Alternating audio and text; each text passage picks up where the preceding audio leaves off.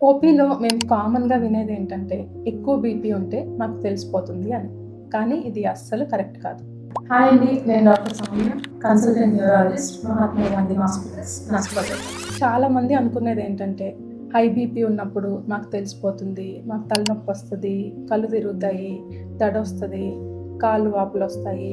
ఇలా మాకు బీపీ ఉన్నప్పుడు తెలిసిపోతుంది. అప్పుడే మేము టాబ్లెట్ యేసుకుంటాము, రెగ్యులర్‌గా వేసుకోమని అంటుంటారు. కానీ ఇది అస్సలు కరెక్ట్ కాదు.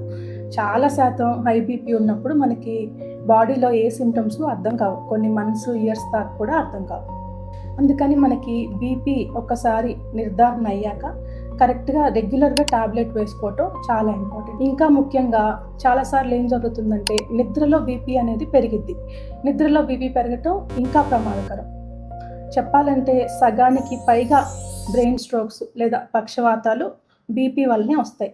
సో, మీరు సింపుల్‌గా బీపీ చెక్ చేపించుకొని, కరెక్ట్‌గా మందులు వాడుకోవటం వల్ల పక్షవాతం బారిన పడకుండా, గుండె జబ్బులు రాకుండా, కిడ్నీ ప్రాబ్లమ్స్ రాకుండా వీటన్నిటి నుంచి చాలా వరకి ప్రివెన్షన్ అనేది జరగగలుగుతుంది. అందుకని మీరందరూ రెగ్యులర్‌గా బీపీ చెక్ చేయించుకొని, బీపీ ఉన్నవాళ్ళు రెగ్యులర్‌గా టాబ్లెట్ యేసుకోవటం చాలా ఇంపార్టెంట్. Thank you.